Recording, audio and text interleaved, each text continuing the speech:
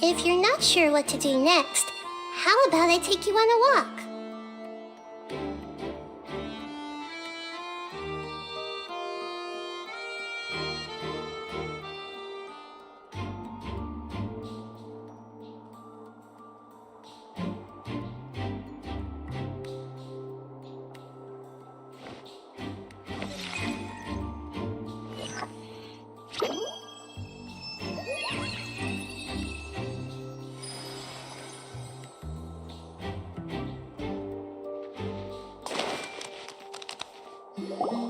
Understood. Then I will be going with you. Just so you're aware, I will be monitoring your actions and making notes as necessary. Very good. Thanks for being so agreeable. I'd pull a rose out of my hat as a gift for you if I could. You may spare the pleasantries. I'm just doing my job. You've arrived. Who's this? Me? I'm Spina di Rosula's guardian angel. If you've got a problem, I've got the firepower. Sorry, I got a little carried away there. Call me Navia. I'm a partner of theirs, and we'll be helping investigate this whole situation.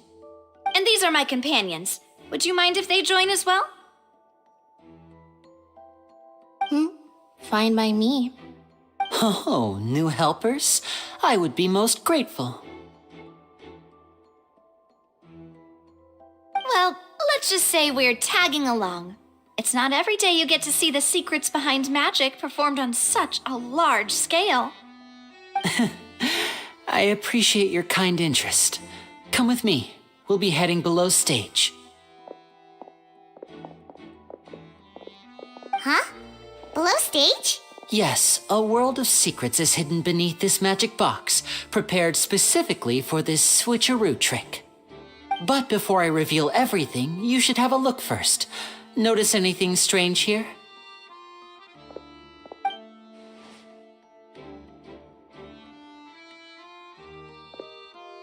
I'm not trying to be dramatic. Remembering the details of a trick will help you understand the methods used to perform it more easily. Huh. Weren't there balloons and other decorations here? Where did all that go? Ah, good eye. That said, you're still far from discovering the answer.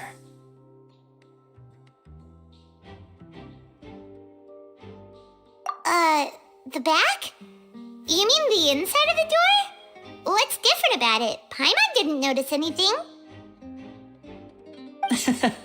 Very good indeed.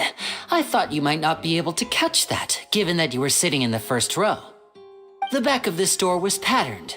Those patterns are now gone, replaced by a smooth wooden board. So, if you put 2 and 2 together, what do you get?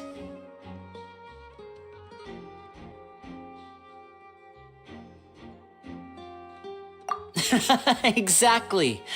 All right, let's go. I'll tell you how it works as we head down.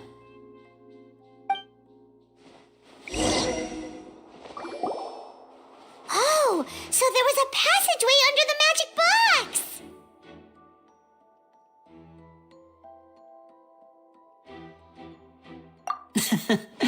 I knew you'd figure out most of it as soon as you saw this place. The 2 magic boxes are positioned right above the 2 entrances of the tunnel. See this flatbed trolley? The box with the lucky audience member in it would be shuttled over to the other side using the trolley. This trolley can raise and lower and even rotate, ensuring that the box will face in the right direction. I see.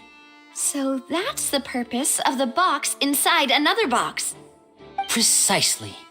The inner box would descend after the audience member was put inside and be moved along the trolley, all while the outer box would remain on stage as if nothing had ever changed.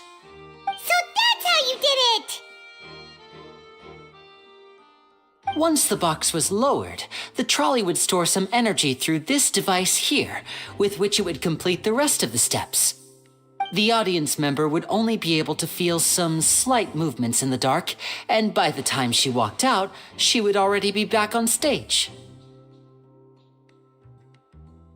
Right! You were talking that whole time, and you even came out for a moment near the end. Ah, yes. A phonograph operated by Lynette was used to achieve that effect. That's how we were able to coordinate Linny's lines with the assistant. And by the way, I was the one who walked out of the box at the end. I mean, we are twins. All it takes is a change of clothes and no one can tell who's who. And that's my favorite part of this trick. Only Lynette and I can perform it. So that's how it all worked. Wow, every detail you revealed was more amazing than the last. Lynette would briefly walk out of the box and then go back in, jumping into the tunnel and escaping before the box on the trolley could finish ascending.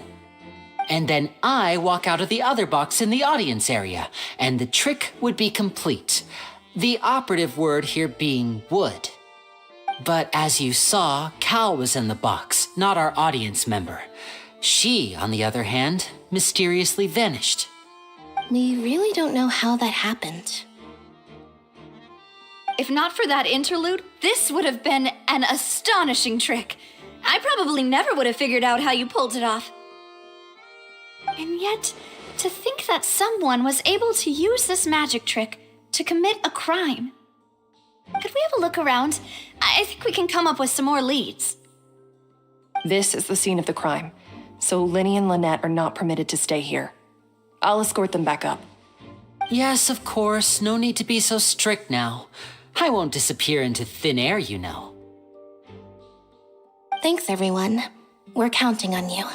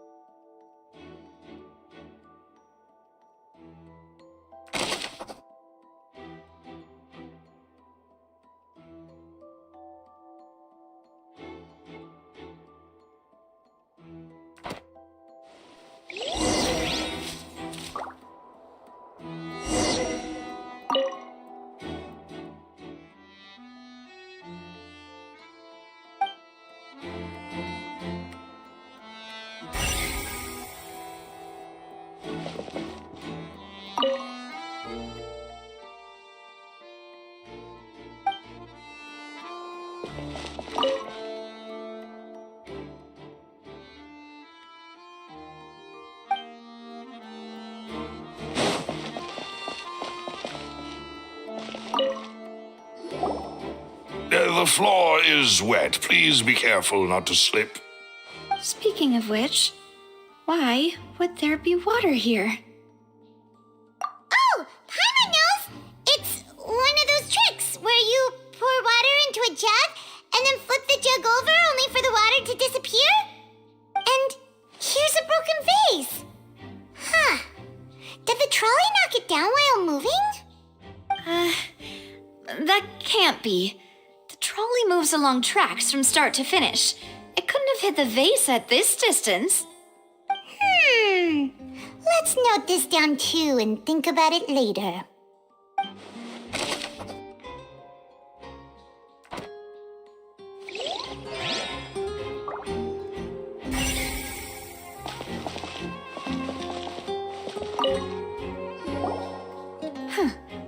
What's this? Looks like a hook tied to the end of a rope. Huh? There's all kinds of odds and ends here. Perhaps it was a prop for a different trick. But why would it have been left here? Whatever it is, let's make a note of it first.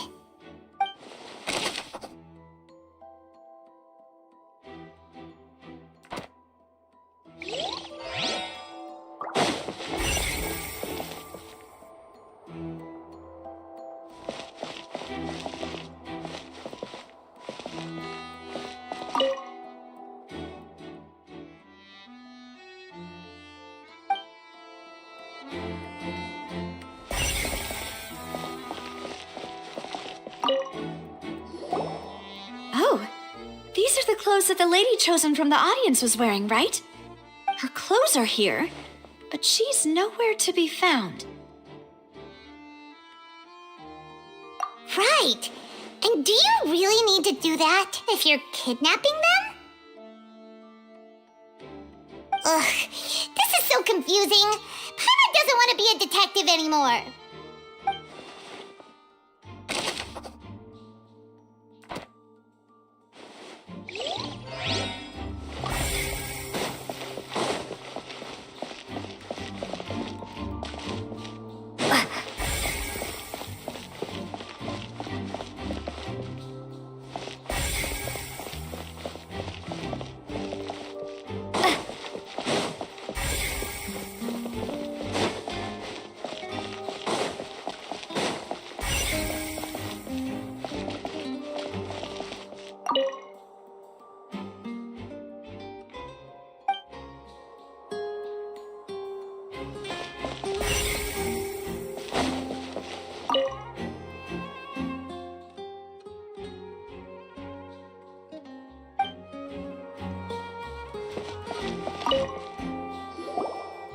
What is this place?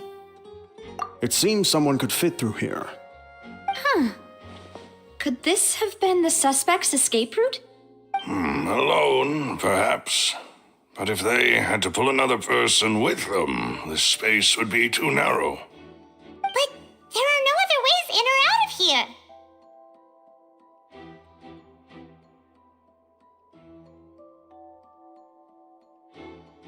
Oh, you're right! Let Paimon write that down.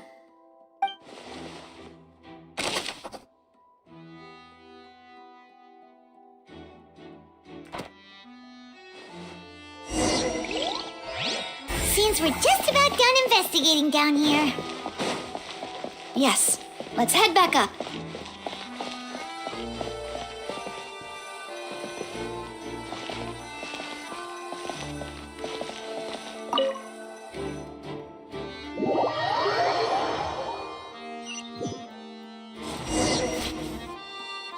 Well, we've ascertained the state of the crime scene. Let's find a place to sort out our findings once Malus returns. Seems to me that there are several things that don't add up here. Apologies for the wait, demoiselle. So, what did the guards say? Did the criminal escape through the vent? They believe the odds of that are very low, since the vent leads to the Opera House's basement. The guards have checked the area carefully. No one left through the basement during the performance or after the incident, and no one was found hiding there. So the tunnels become like a secret chamber then. You know, like the kind you usually see in novels. The plot thickens. Halsey's disappearance and Cowell's death are both quite inexplicable. No wonder Farina was so confident in her accusation. All the current evidence points toward Linny and Lynette. In other words, the charges are very likely to be upheld unless we make some considerable progress. Charges and then trial. So if the charges are upheld, they'll announce a sentence? That's right. This is how a trial goes in the Opera House. During the proceedings, the Chief Justice and the Oratrice will hear statements from both sides. That's right. This is how indemnitium is produced. The statements from both sides, the defenses from attorneys, witness testimonies, and even the audience's emotions will all be projected on the Oratrice. To put it simply, it's as if the Oratrice has its own will and is a judge in its own right. This also precludes any kind of favoritism on the part of the Chief Justice. Not that this has ever happened anyway. Once both sides have finished speaking, the Chief Justice will make his final decision. This, too, will be used by the Oratrice as a reference. Then, finally, the Oratrice will be consulted by officials. The result it returns is the will of justice itself. Huh? So that machine is the one that actually decides? Paimon thought Neuvillette called the shots. In practice, there is very little difference. Both have always come to the same judgment, which is why people have great faith in the Chief Justice. Ah, yes, the guards also asked me to convey that none of us will be allowed to leave this place before the trial.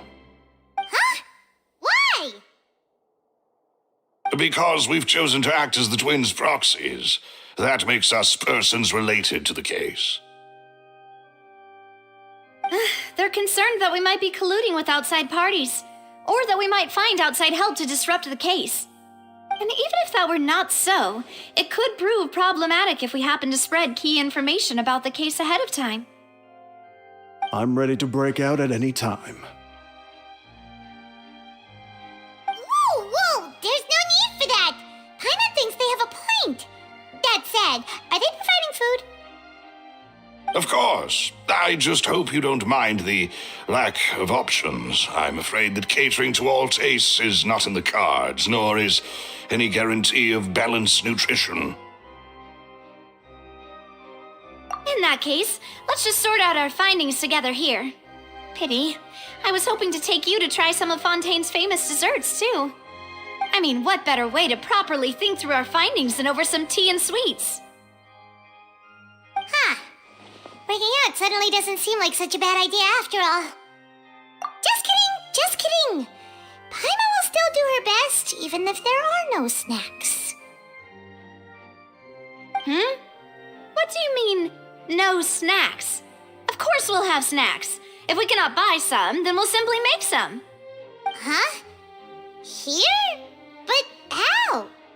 Understood, demoiselle. Everyone, please come with me.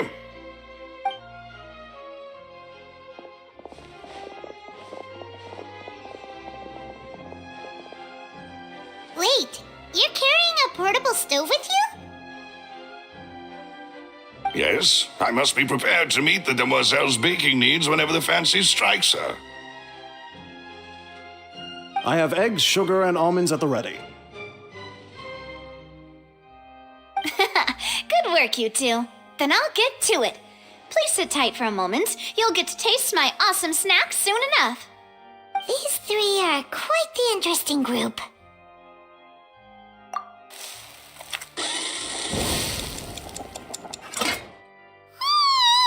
And Paimon thought it smelled good while it was still in the oven. Oh, it's even better now. Paimon can't stop drooling. From the way you had these two guys carrying all that stuff around, Paimon thought you'd have them do more during the baking process. But you ended up doing the entire thing by yourself. Beating the egg whites, grinding almonds, everything. I was applauding. And I was giving encouraging smiles. Paimon was just thinking, aren't you worried about getting your fancy dress dirty beating egg whites and baking like this? Well, I don't think it's carved in stone anywhere that fancy ladies can only read books, sip tea, ride horses, and play the piano. I just really enjoy making snacks. Don't underestimate beating egg whites, by the way. It's a real arm workout. You also need to beat them to just the right consistency, or your macarons will crack. Anyway, give these a try, fresh out of the oven. There's 3 for each of us. Only 3? Well, eating too many sweet treats might send all that sugar to your head. You wouldn't be able to think clearly about the case on a sugar rush, would you? Tea is ready to be served as well. This is Demoiselle's favorite, strong black tea with a floral fragrance that clears the mind and lifts the spirit. No need for concern. I'm merely doing as I should.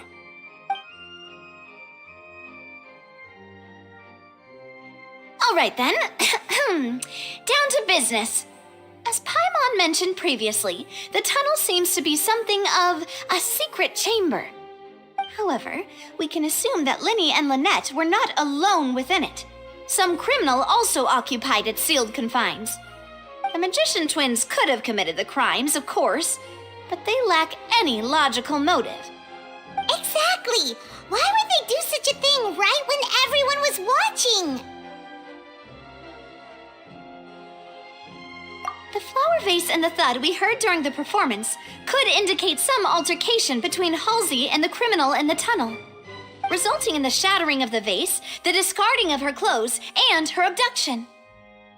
Perhaps the criminal thought that since she was chosen from the crowd, she would be too easy to identify if she was still wearing the same clothes. Paimon thinks that makes sense, but the real trouble is... True. None of the clues we found thus far support the existence of this third person. But the only people left to consider are both technically victims, whether it's the missing girl, Halsey, or poor Cowl. Huh. Could Halsey have secretly made modifications to the magic props in order to murder Cowl before making her escape?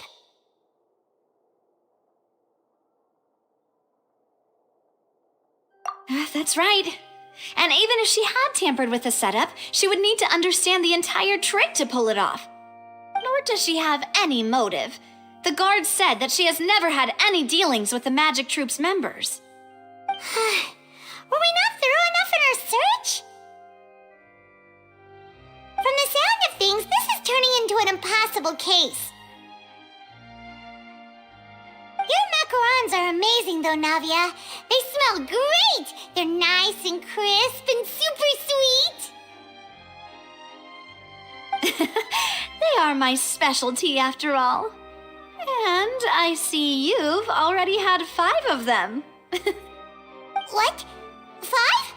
Oh, that can't be right. Paimon only counted 3, honest! Please don't worry about it. At my age, a few less sweets might actually be a good thing. No. Being greedy is one thing, but Paimon knows how to count. Besides, Paimon knows that if she ate too many, then others wouldn't have enough.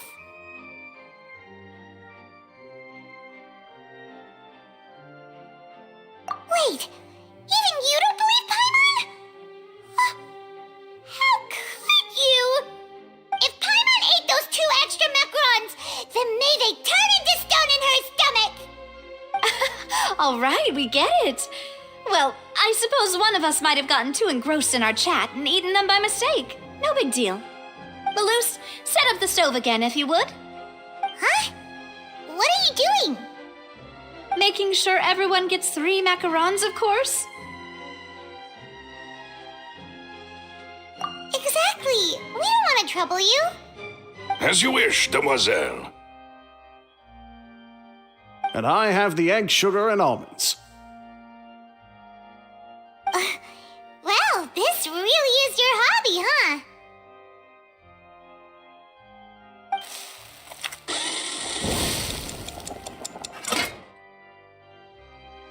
Well, that's it for snack time. I'm going to have another look around the area.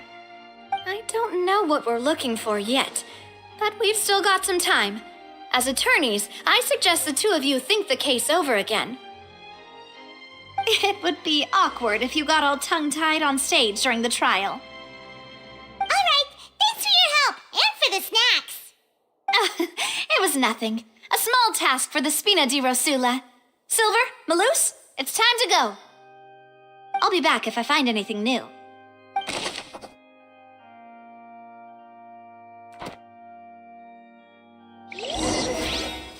All right, it's time to put our heads together. We've got to get our defense ready for the trial. Oh, it's probably gonna be a...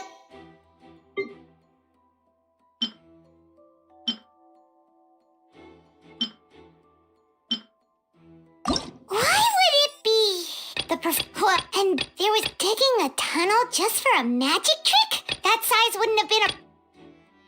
Whoever the murderer... This is... Paimon doesn't get this at all. Paimon doesn't get this at all. Paimon doesn't get this at all. You think about it for a bit, Traveler.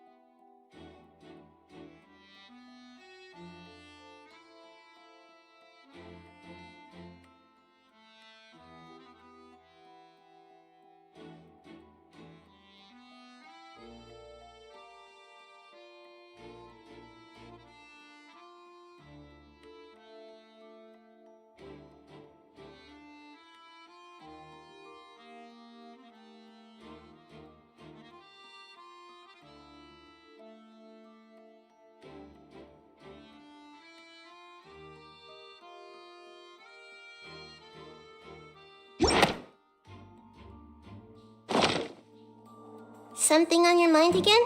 Here!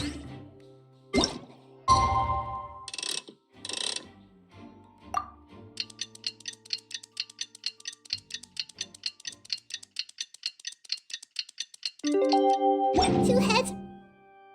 Better than one.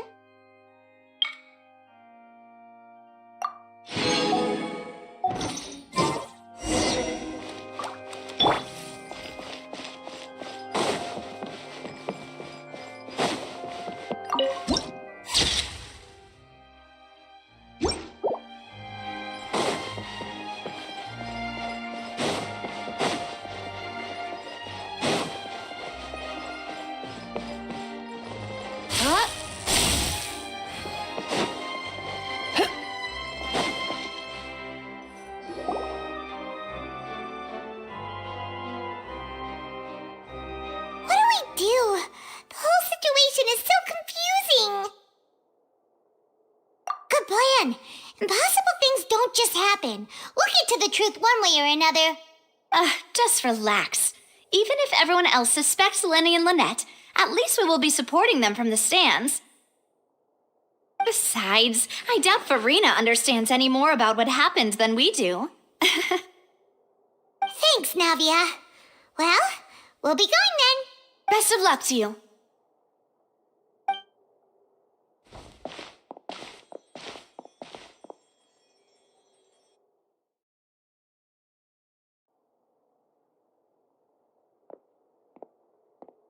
Ah, finally, you're back. Well, how did your investigation go? To be honest, you might be disappointed. No. We're already very grateful that you were willing to help. Well, now, don't you all look disappointed. Don't tell me that your investigation came up empty-handed. That was to be expected, of course. The guilty can never produce proof of their innocence. But don't let that stop you. I shall be terribly disappointed should you, my most anticipated foe, concede so easily. Since both parties are present, I declare that the trial regarding the magic show incident is now in session. Firstly, in order for the audience to understand the causes and results of the incident, could we please have Mr. Linney explain the trick? Yes, of course. I will explain while Lynette demonstrates on stage. All the necessary items have been prepared.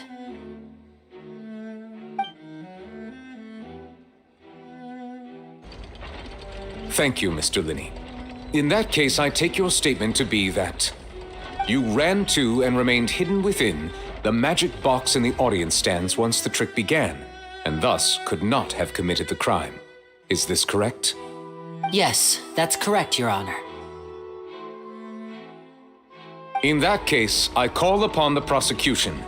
Lady Farina, do you wish to refute his statement in any way? Why, of course I do. Allow me to take the first shot and break this case wide open.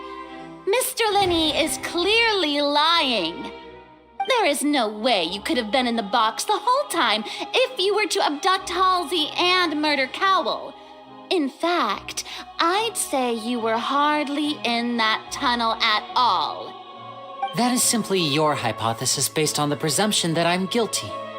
Oh, is that so?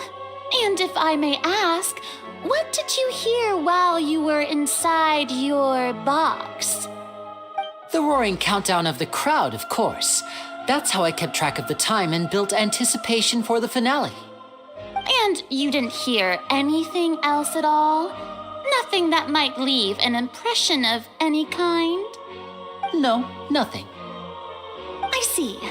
But when the count reached 30 seconds or so, there was a thud. One so loud that I believe practically everyone heard it. Huh? Hey, hang on. Something's not right here.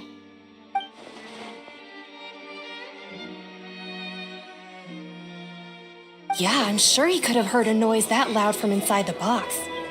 I was right by the box and I definitely heard the thud. Look at those scales. Could those mean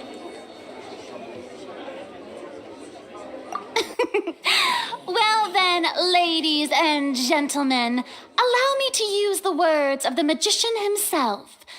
You never know what can happen in the blink of an eye. Indeed, it seems his alibi can also collapse in the blink of an eye.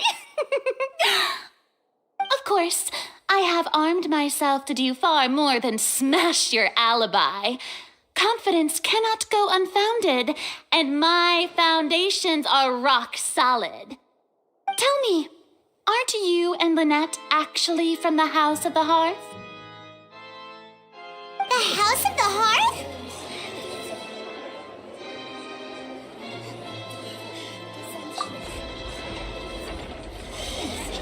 No wonder they did something like this.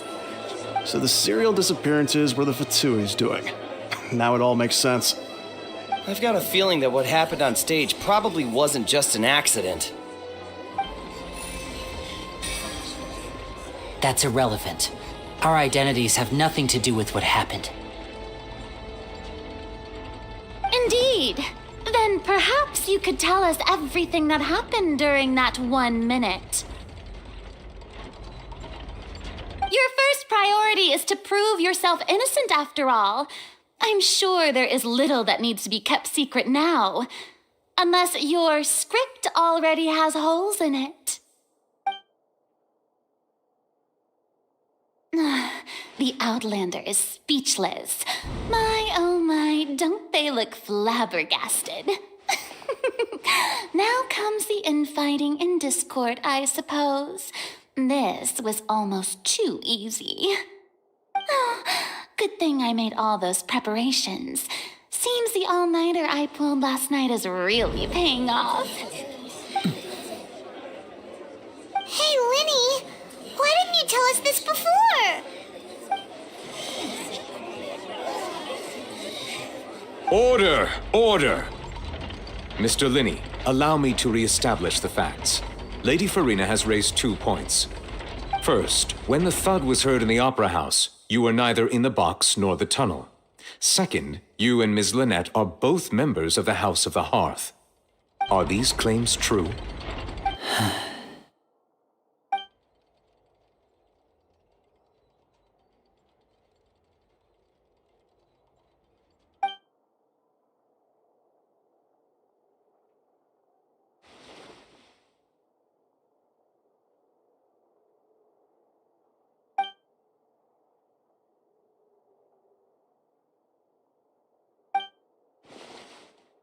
Please answer my question, Mr. Linney.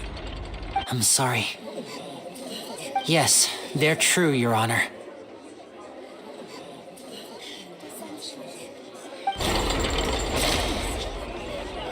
I knew it! Well, that's it. We might as well move on to the sentencing already. What should we do now? Granted.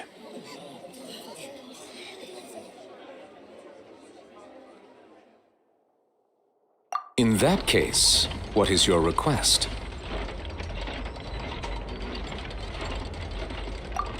Is that really necessary? They're already as good as guilty. The defendant deceived their own attorneys. What is there left to discuss? Order! Order, I say! Your request is reasonable, and we shall adjourn. This trial will reconvene in 1 hour. So you would stick to Mr. Linney's defense even after knowing what you do now? You certainly have more professionalism than I thought. In that case, my dear audience, let's allow the joy of victory to steep for a little while longer.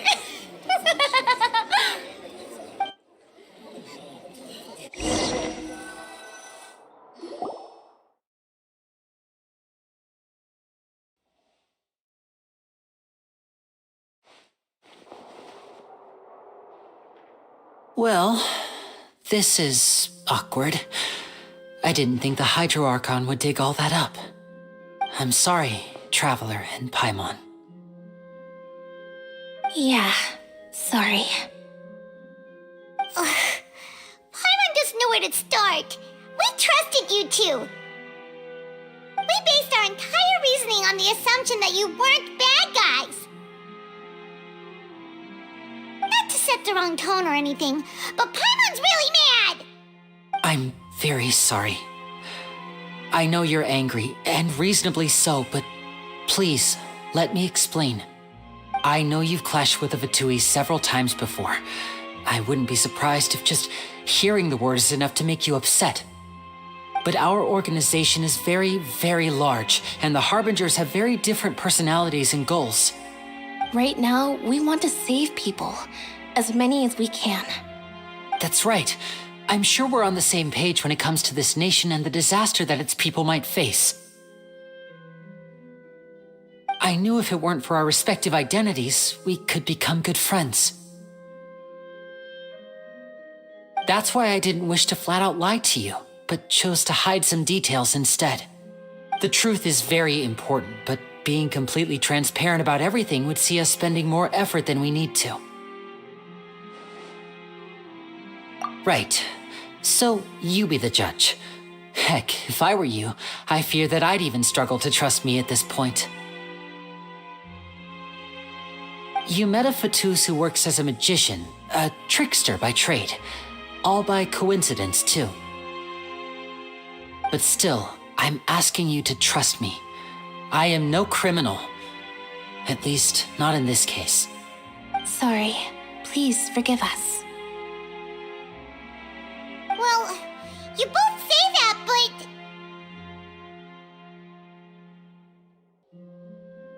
Right, let's hear your answer first, and no lies now! Of course, I'll answer any question you ask. We've been trying to find out how the Oratrice operates. We want to know why it has a consciousness. Why can it deliver sentences accurately?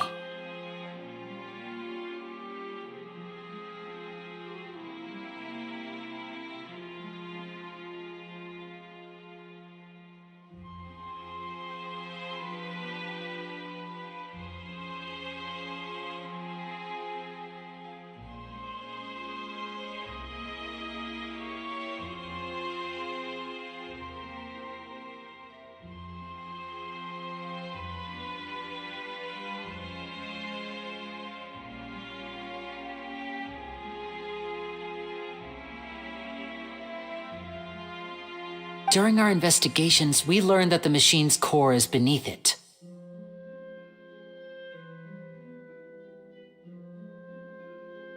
From that moment on, Lynette and I have been designing this box swap trick with the objective of getting close to the core.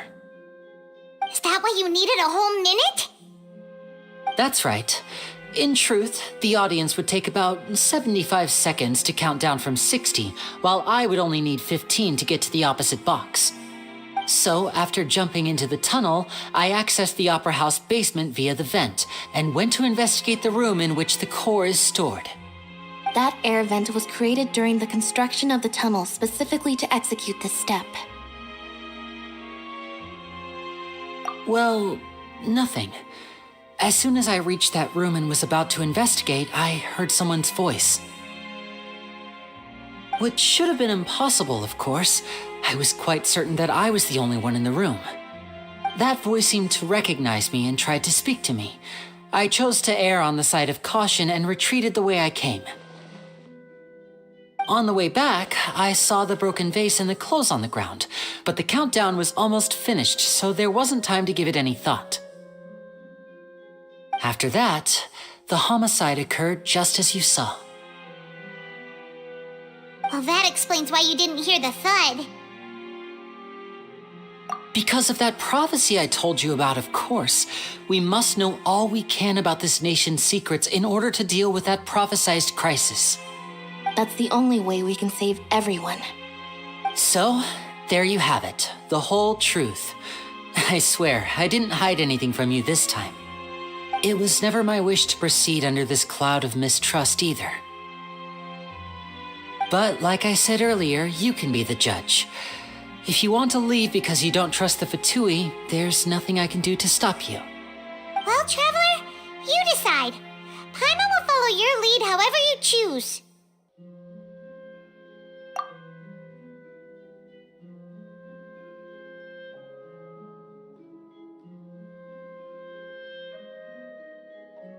Okay, thank you.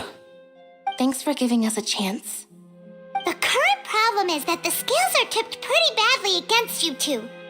If we want to refute the Hydro Archon's accusations, we're gonna need a seriously watertight defense. Huh?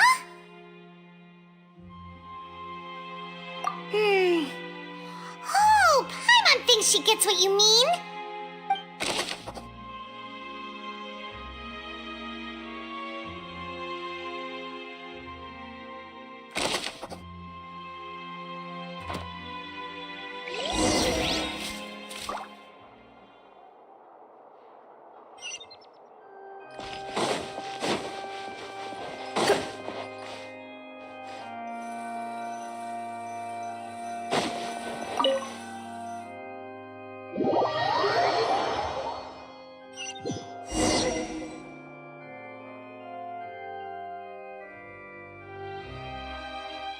Both parties have returned to their positions. Let us continue the trial. When last we left off, Mr. Linney acknowledged the new evidence presented by Lady Farina as fact. Therefore, Lady Farina may continue stating her reconstruction of the events. That took long enough. Now then, if everyone would lend me their attention. At this stage, let's revisit that scene from Linney's perspective.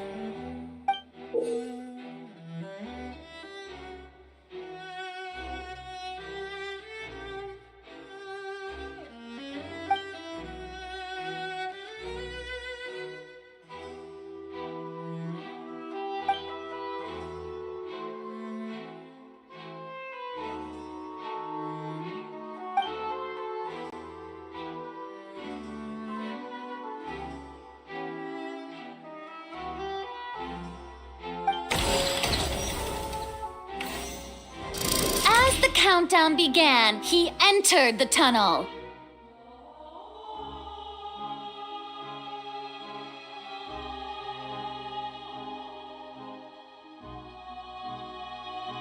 When the flatbed trolley passed, he opened the box and got into an altercation with Halsey, which caused the loud thud. He did not realize that this sound could be heard by everyone in the opera house, which is why he claimed earlier that he could not hear the sound. Finally, he used the vase to knock her out before making her change clothes to prevent others from recognizing her.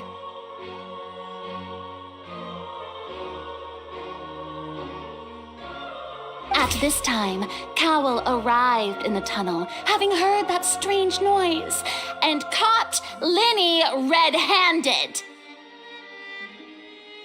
So Linney proceeded to knock him out too before stuffing him into that box.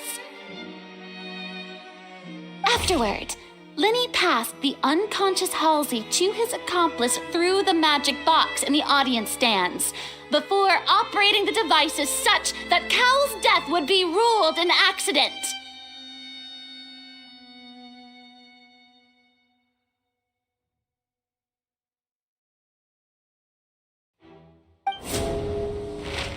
And there you have it. That's the truth behind what happened. Does the defendant's side have any objections to Lady Farina's description of the events? The key to refuting Lady Farina is the order of events. What Linney experienced and what he saw.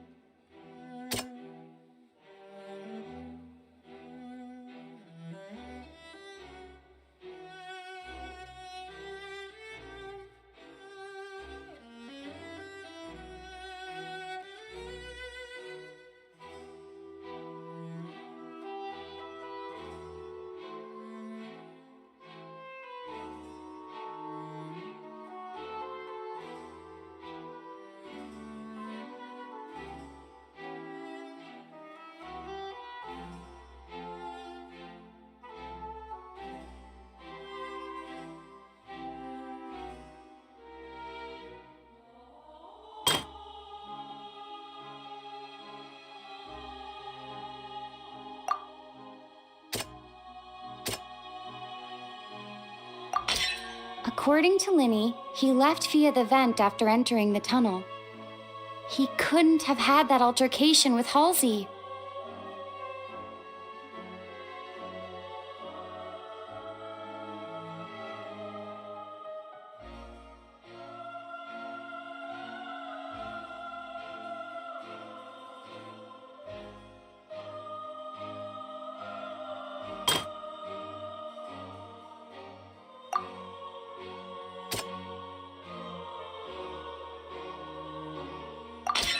Linny went to the room that contains the Oratrice's core. This is the actual truth.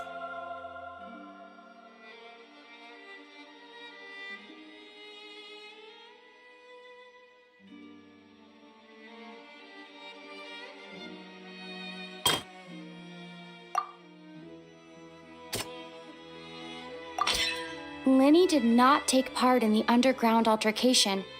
He only witnessed traces of the aftermath. Attention! Ace Detective Paimon has something to say!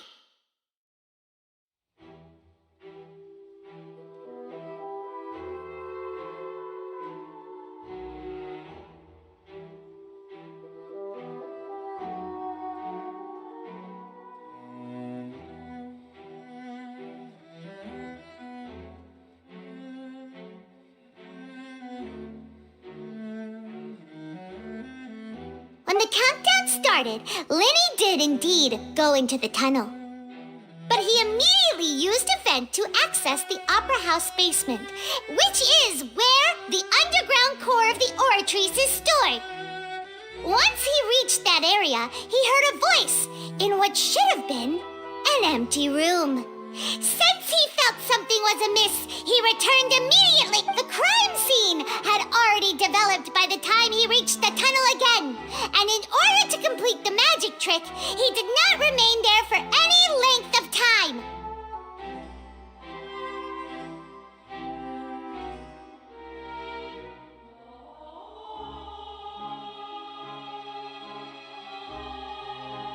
Finally, he reached the surface, and that was when the accident happened from his point of view. Therefore, he's innocent!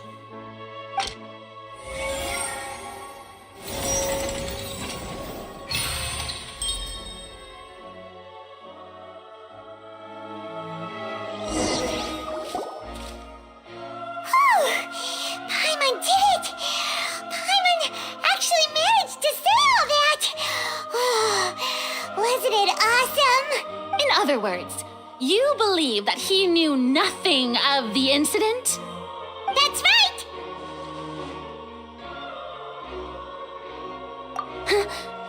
My reasoning?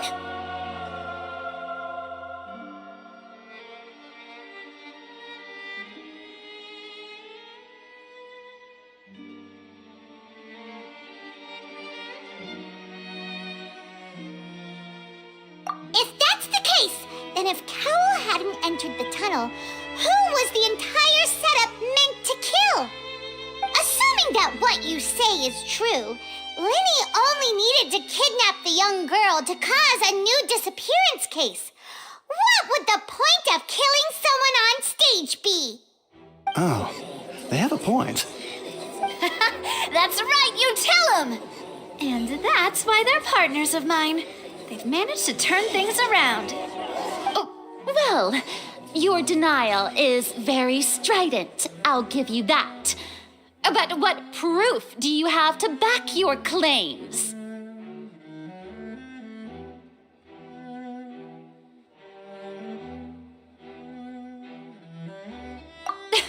Of course I do.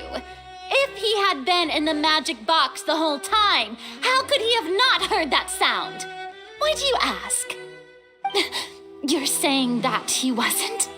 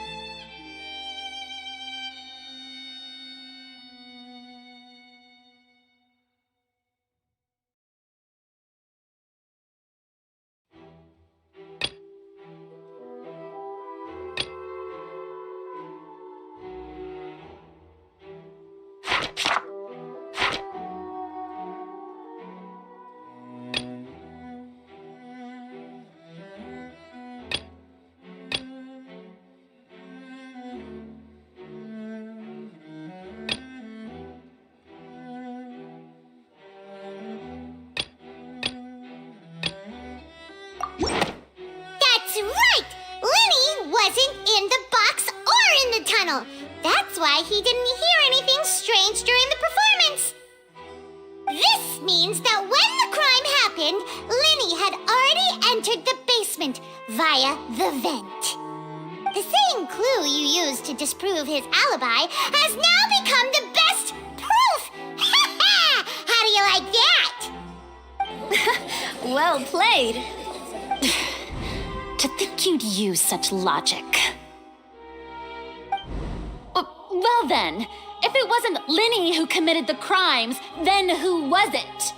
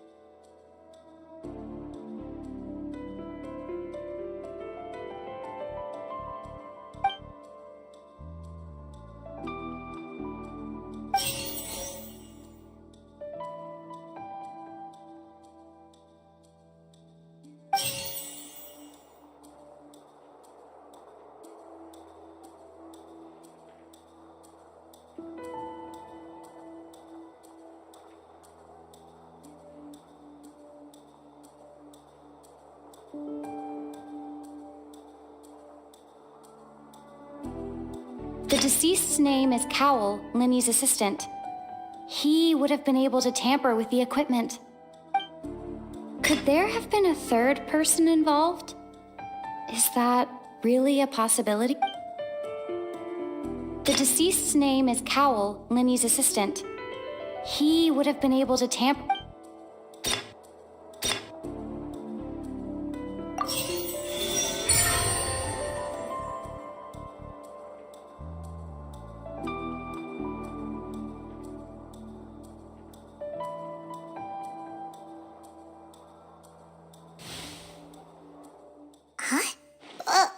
That can't be right. Are you serious? The killer was, in fact, Cowell, the deceased! Oh, is that so? How interesting! Let's hear your reasoning then. What I must do next is recreate the truth. What Cowell did, and how he went from would-be perpetrator to victim.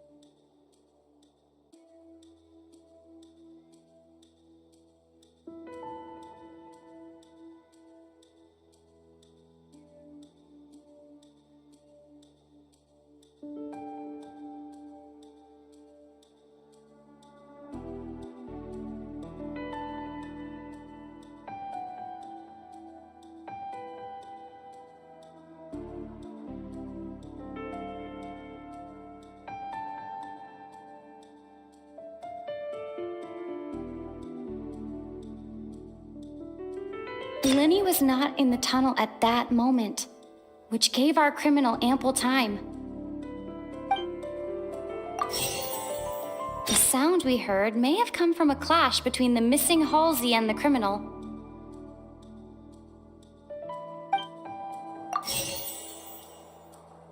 The deceased's name is Cowell, Linny's assistant. Halsey's clothing was in the tunnel. So there must have been some fear that she would attract attention.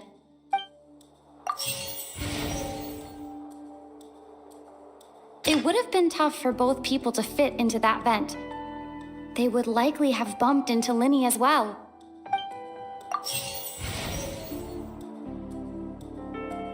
No one entered or left the opera house through its entrances.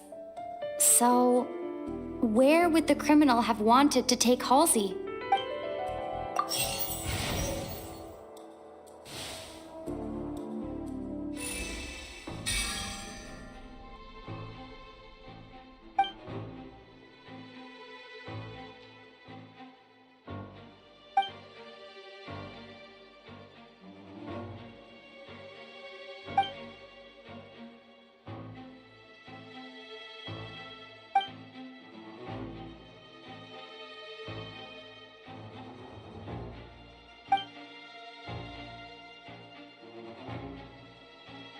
What's wrong, Traveler? Are you still having trouble figuring things out? I see how it is. So this was all just a bluff. And here I thought you had something to show for it. But it seems you're still far from the truth. Look, since we're at a dead end, why not consider a different track? Just like the trick as it transpired, the end result must have been utterly different from the magician's initial design. If only we knew how Halsey disappeared. Well, that would be nice, but the tunnel only has 3 exits, and none of them seem very likely. And it's not like this is a magic trick where you can just make a real live person disappear. You know, like you did from that water tank, Lynette.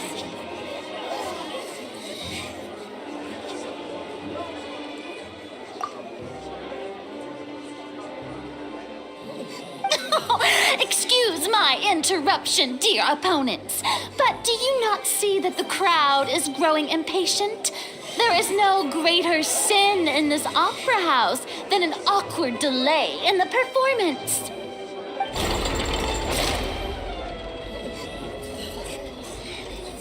If the defense is unable to make further effective arguments, we will move on to the next stage of the trial.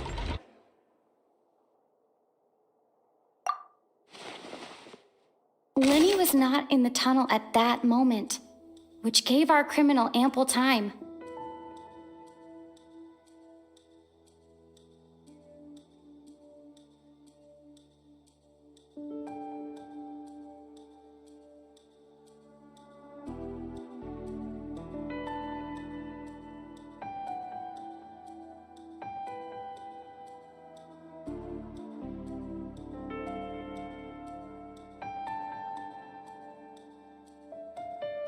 The sound we heard may have come from a clash between the missing Halsey and the criminal.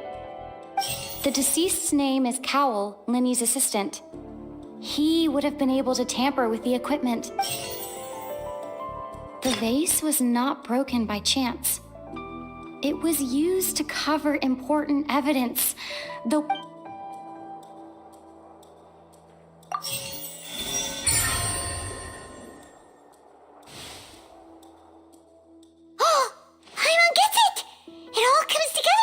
disappeared instead of being kidnapped? Lynette escaped from the water tank, vanishing gradually and leaving only clothes behind. If there's a similar method where a person could be transformed into water... Just a moment, please. I do hope you know how preposterous you sound at the moment. How could a person ever be transformed into water? This is reality we're talking about here, not some magic trick. Must we really? I should think that of anyone. Your friend Linny already knows this truth very well. Magic tricks are ultimately just illusions and misdirection. But Halsey's disappearance is very real. We're talking about two completely different things. Even so, I trust the traveler's judgment. The truth must be out there somewhere. Perhaps some new line of reasoning may open if we try to gather all the focal points that don't make sense. Since Cal was the deceased, we haven't placed much attention on him. But given that we aren't making much progress with the case, it wouldn't hurt to have a look at his belongings, would it? People really do come up with all sorts of harebrained schemes when at the end of their rope. The way I see it, your suggestion that we broaden the scope of our investigation is nothing but a tactic for stalling the trial. Nevertheless, I believe that this is a reasonable request on the part of an attorney. Since the trial does indeed appear to be at an impasse, I believe that additional evidence may help us make more progress. Guards, please step into the lounge and examine the personal effects of the deceased, Cowell.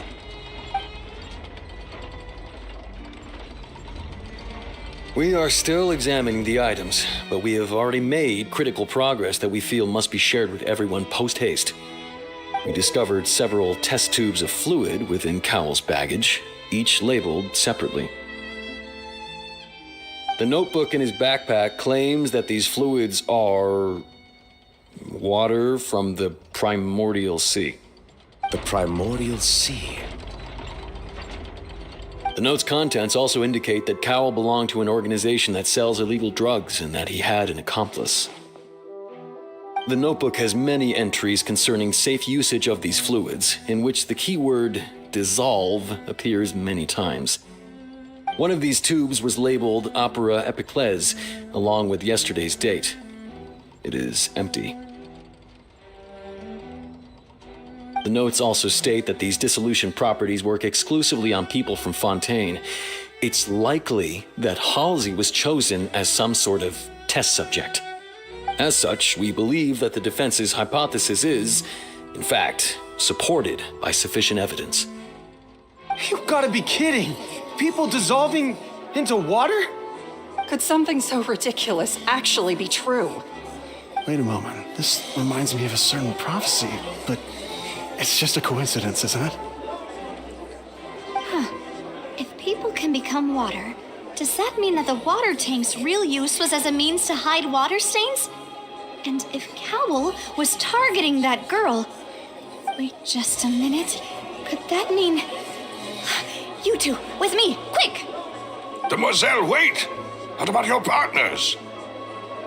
Let's go. Just trust me. Order! Order! It is undeniable that further examination of the deceased's personal effects has yielded some surprising results, but we cannot yet verify the veracity of these clues. Still, let us assume that these clues are indeed authentic, albeit with the understanding that Ms. Halsey has yet to be found. Guards, please continue examining the items along these lines. Mr. Linney, it appears your hypothesis is supported by the evidence, so please continue speaking. Of course. Thank you, Your Honor. If we uphold this hypothesis, I believe that many of this case's seemingly unrelated clues can be connected together. Right! Like the metal hook! That one didn't make sense at all. Let's think about this. Cowell's methods must have something to do with that water from the primordial sea.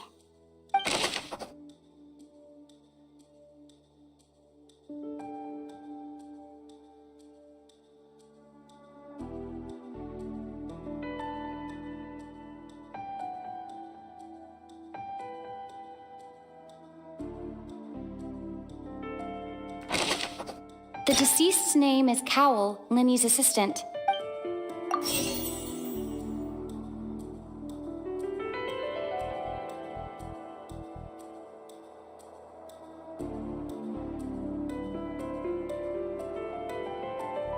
Now it seems like the hook rope was not meant for another magic trick, but was instead some form of triggering mechanism.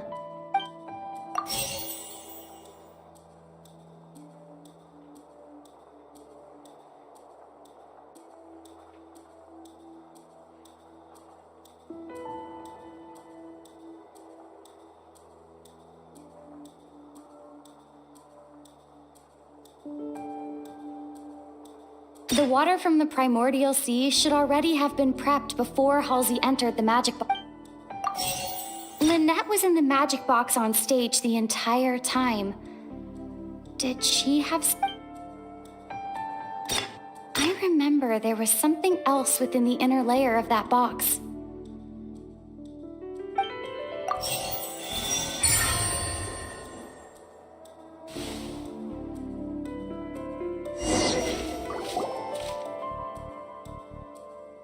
It's Ace Detective Paimon's time to shine again! In the original plan, Cowl would tamper with the water tank rope and the number selector securing his target. When the magic box containing Halsey was lowered, the metal hook would retract gradually and pierce the balloon at the top of the box. When the balloon attached to the box popped, the water from the primordial sea inside it would pour down and dissolve Halsey. Afterward, Cowl would enter the tunnel and break the flower vase to conceal the water inside the tunnel, with the remaining evidence being covered up by the water tank on stage. But he encountered something unexpected in the tunnel and wound up being fatally hit by the same water tank he meant to use to cover his tracks. Huh. That does make sense. That actually links together a lot of the more confusing pieces of evidence.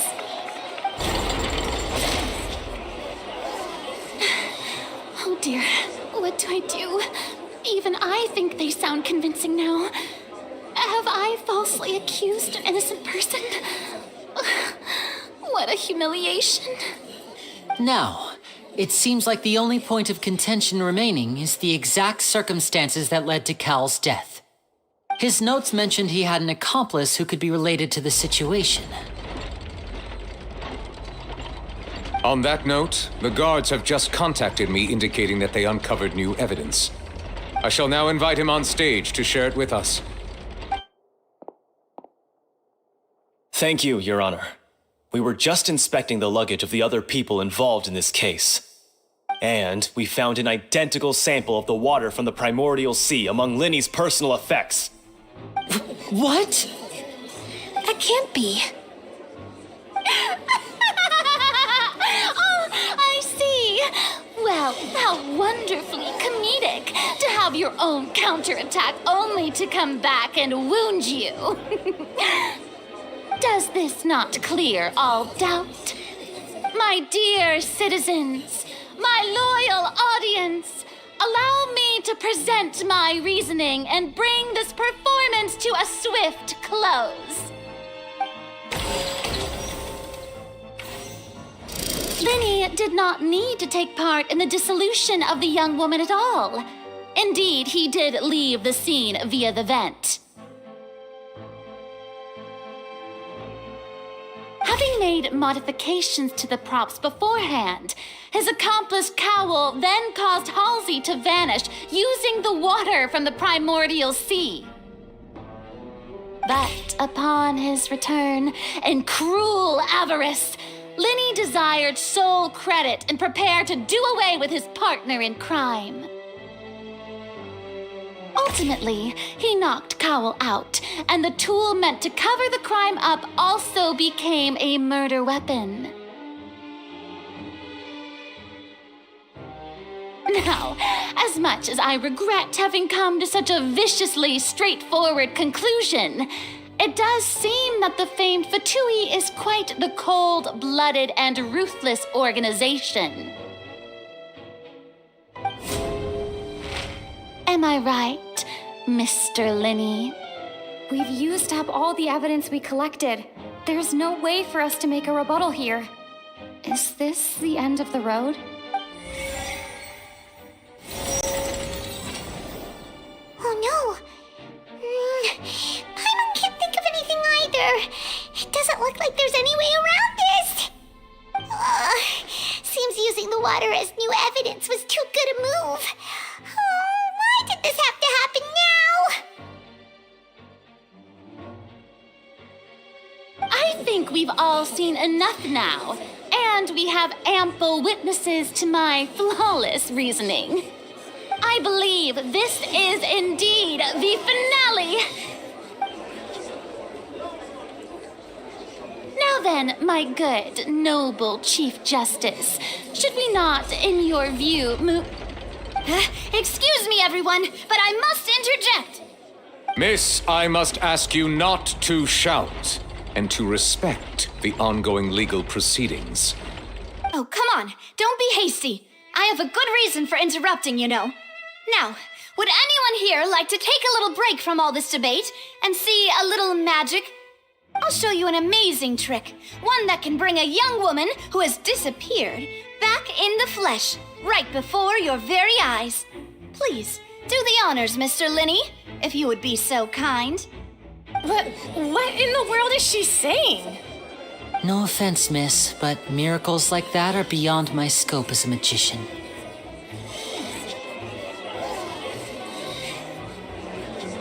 Come on now, don't be silly.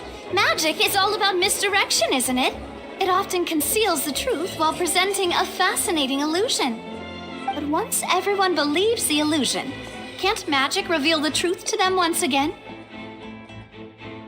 And wouldn't such a trick be the most marvelous finale to today's performance? Come on, Linny and Lynette, give it another go. Don't worry, Spina di Rasula has made the necessary arrangements on your behalf. But as the magic makers and stars of the show, I think I should leave the final performance to you. I understand.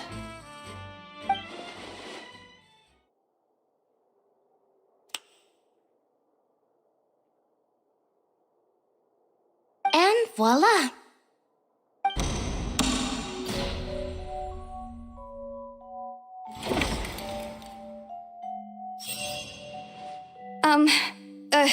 Sorry for the interruption. Wait, isn't that Halsey? So the whole thing about people dissolving wasn't true after all? To be clear, I'm only here because this person told me that if I testified, the merit of doing so would lessen my sentence. I was hiding outside this room listening to the proceedings because I was afraid that I would be the one put on trial. I was just feeling happy that no one had noticed me, and then before I knew it, she caught me. That'll teach you to underestimate us three. Where should I begin? I'm sorry. I'm the one who killed Cowell. I admit it. What? Why? Firstly, my name isn't Halsey. It's Lillian, and I'm originally from Mondstadt. I heard that Linny's show was going to be a real thriller, but I missed the chance to buy a ticket, so I stole one. That's how I make a living. I steal stuff here and there, and I'd never been caught before. But I was noticed at the harbor a few days ago, and I barely got away. Linny was the one who caught me in the act. Hey, no wonder you look familiar. So you were the thief. Liddy even mentioned that you were pretty skilled. Well, and I thought that would have been the end of it, but then the number selector chose me. He even mentioned the Fortress of Meripede. That's a prison, isn't it? So you can imagine how shocked I was. I thought he was on to me for sure. So I played along with the show while looking for an opening to flee, but then I got water poured on me for no reason, and then someone jumped into the tunnel to nab me. I wasn't going to take that lying down, so I knocked him out and stuffed him into the box. There was nowhere to run from there, though, so I had to change my clothes and hide in a box containing performance costumes. I slipped out after the first guard arrived at the scene and continued hiding inside the opera house. Can a person even hide in there?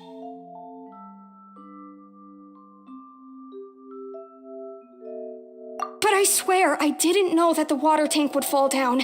Really, I swear it. Had I known that, I wouldn't have put him in the magic box. I may be a thief, but I'm no killer. Well, that makes everything pretty clear now, doesn't it? This time, we need to tell the entire story from Lillian's perspective.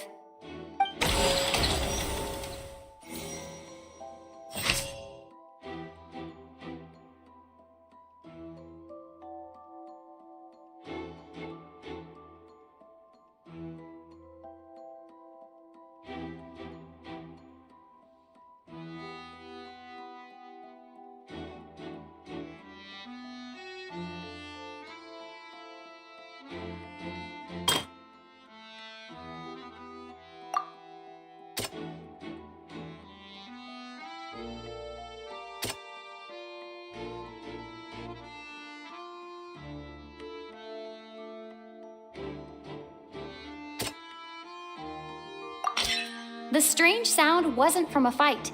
It was Lily-Ann's attempt to break out when she was frightened.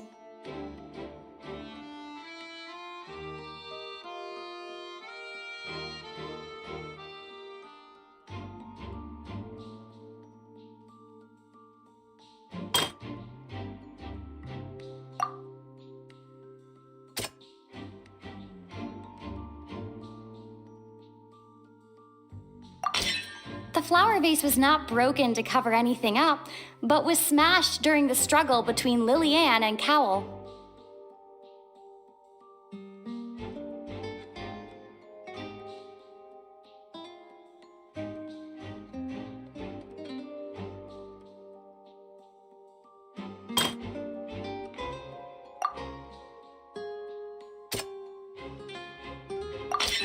Lily-Ann was afraid that she would be recognized if she left, so she changed clothes and hid, biding her time.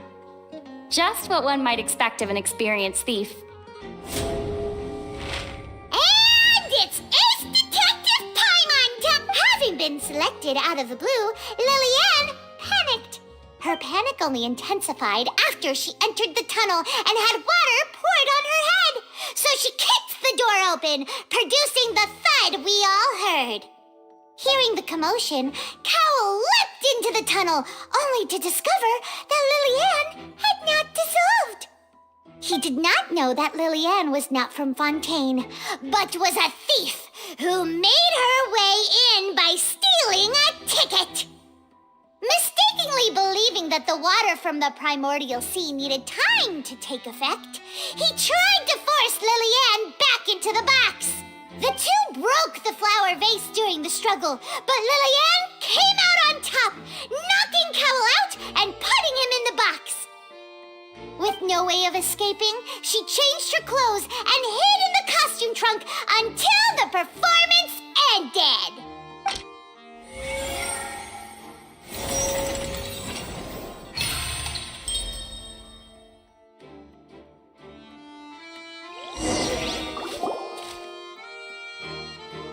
She knew that she would have to go through guard inspection if she tried to leave afterward. So, she has been trapped in the Opera House these last 2 days. She had already become desperately hungry by the time we were chatting over macarons. So, she swiped 2 of them right under our noses. Talk about a sneaky thief. At this point, all the events that happened in the tunnel have now come to light. Ah, so that's the whole story. Bravo! Bravo! Now then, Lady Farina, do you wish to speak against the defense's statements? Please answer the question, Lady Farina. Also, if I may add, the trial has not yet ended. As such, I request that the prosecution not leave the room before the proceedings have concluded. What, are you reading my mind now? No, I have no further arguments. I admit defeat. But really, could you at least have left me with some dignity? Wow, look at that! She's like a deflated balloon now. If there are no objections, then as the Chief Justice of Fontaine, I shall once again repeat the full sequence of events. The actual perpetrator of the serial disappearances, Cowell, selected his next victim from the audience reservation list. With some modifications to the selector, he could ensure that the pre-selected young woman would be chosen. To cover up any evidence while committing the deed, Cowell thought of allowing the water tank to fall, which would conceal the water left behind after the young woman was dissolved. He also tampered with the rope suspending the water tank, using the fireworks at the end of the performance to cause the tank to drop and hide the watermarks.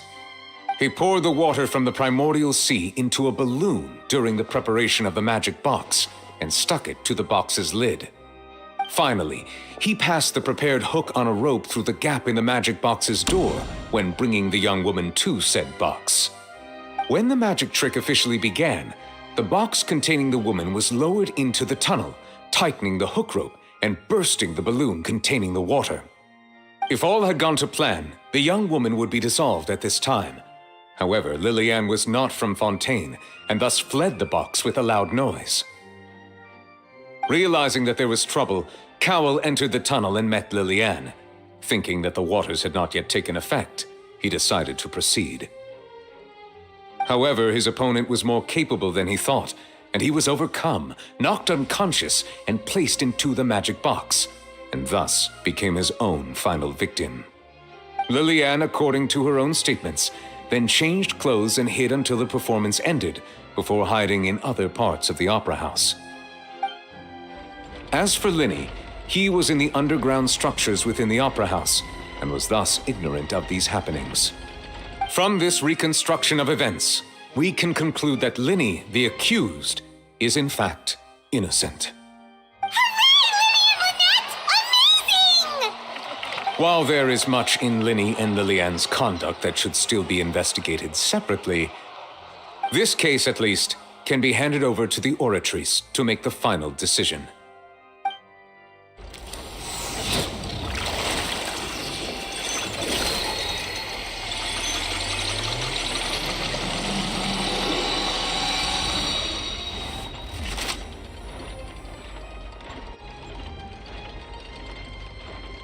As such, Linny and Lynette are officially declared not guilty.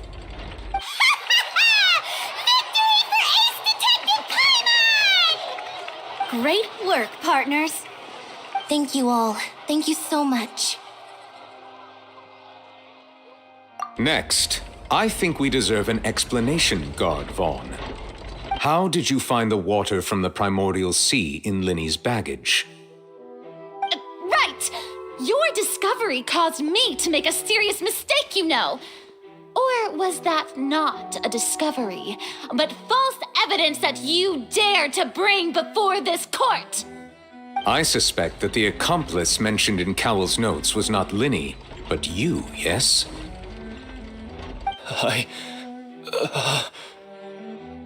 I'm sure you know what you must do to lessen your sentence. Speak quickly! Unless you want to earn yourself a one-way ticket to Coupon Town.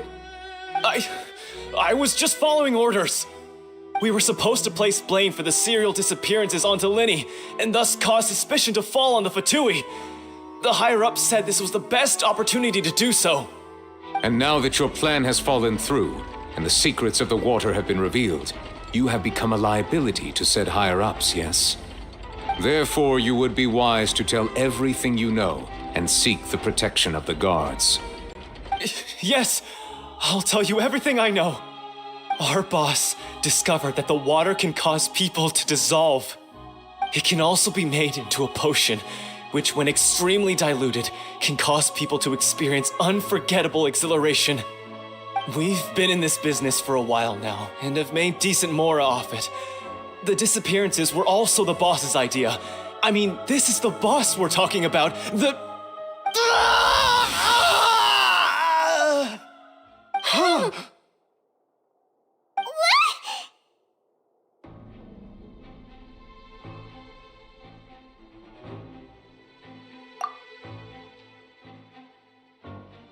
And now he can no longer talk. Such ruthlessness. I shouldn't have expected any less of them. An outrageous act. All present, please submit to inspection immediately.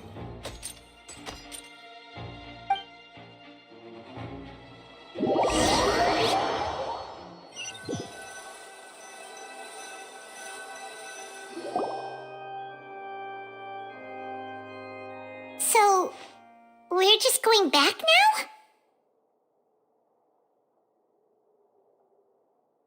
That's true, but... Traveler, Paimon, please wait.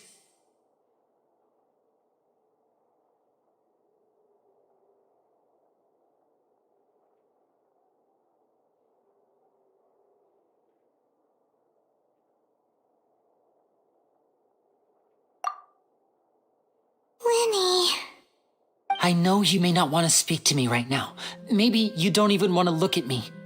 But still, let me thank you again for defending me to the end, even after you learned that I'm a member of the Fatui.